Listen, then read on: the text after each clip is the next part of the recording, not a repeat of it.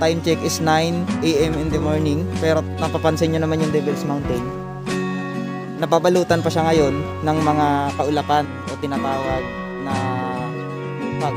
No? So kung makikita nyo naman, first day of September ay pinakitaan kaagad tayo ng kalikasan ng isang magandang simulain para sa pagpatuloy ng ating mga gawain sa mga susunod pa na araw. Ngayong araw kasi ay mayroon tayong pupuntahan na isang mahalagang bagay tungkol dito sa Devil's Mountain na ito. Makikita nyo naman, di ba? Mayroon doon sa dulo na nagpipicture sila dahil syempre madalang kasing magpakita sa mga gantong oras kasi alam nyo naman na mainit na dito sa part na ito, pero kapansin-pansin na sa panahon ngayon bakit nagkaroon ng ulap dito sa part na ito, no? Alas 9 na ng tanghali. So ngayon, samahan nyo ako. Mayroon tayong isang mahalagang bagay na pupuntahan ngayong araw. Kaya tara. Putang.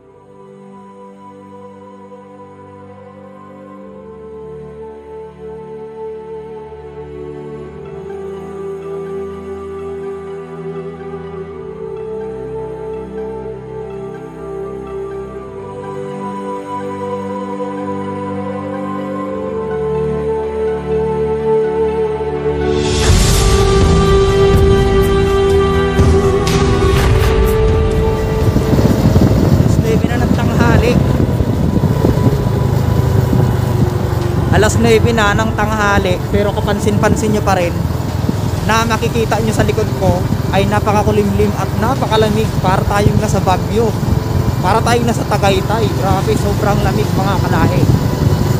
So sa mga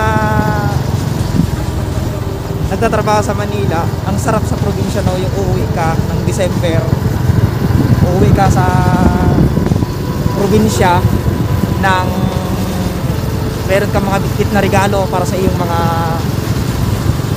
mahal sa buhay. Syempre, wag mo rin dapat palalampasin yung pagkakataon na mapuntahan itong Devil's Mountain dito sa amin. Sobrang ganda, sulit, para siyang nasa Tagaytay ka lang.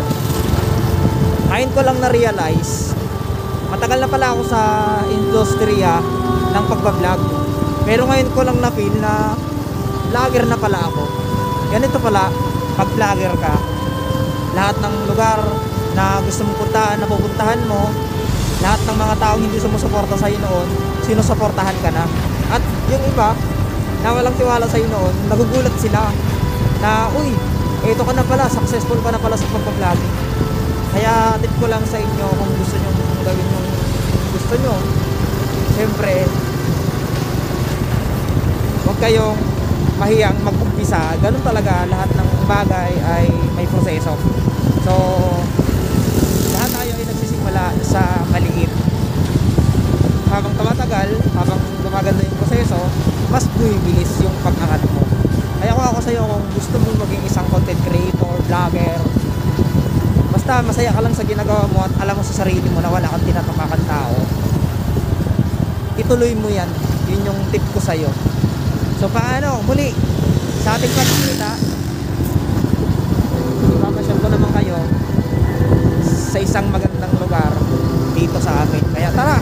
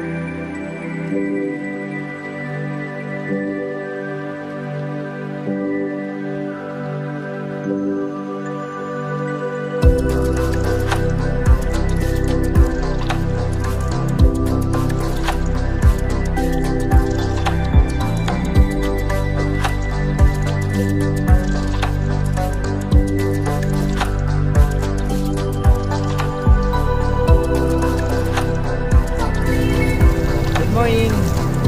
Isang makakalikasang umaga na naman mga kalahi. Panibagong araw, panibagong explore, panibagong adventure na naman ang aming pupuntahan ngayong araw. So may mga kasama pala ako sa likod at mamaya makikita nyo at makikilala nyo kung sino sila. Kaya ngayong araw ay samahan nyo kami at naipapasukin tayo isang napakaganda at nakatagong paraiso sa imas.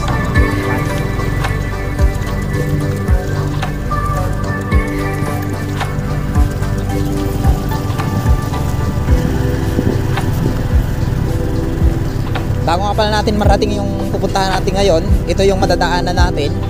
Isang rough road na hindi naman siya gaanong mahirap, basta sa mga single lang.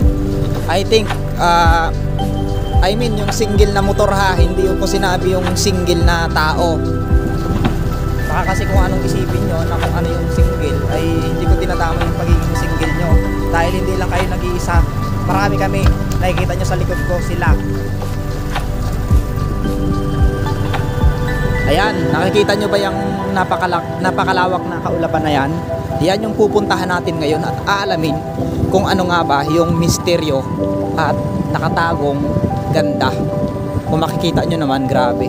Ganap ng alas 10 ng umaga, pero makikita na pa rin natin yung makapal na hamog na bumabalot sa kabundukan. So, first day of September pala ngayon.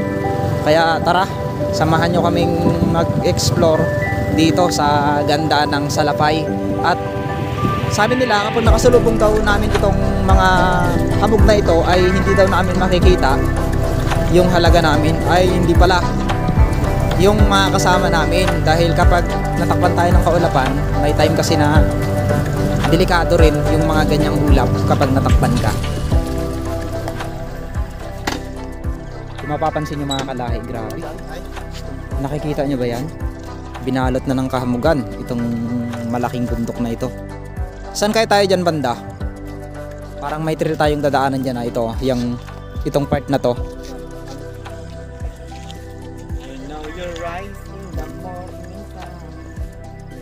Sobrang ganda, no? Isipin mo, ganap ng alas 10 ng umaga, pero matatanaw mo pa rin dito yung isang malawak at makapal na hamog.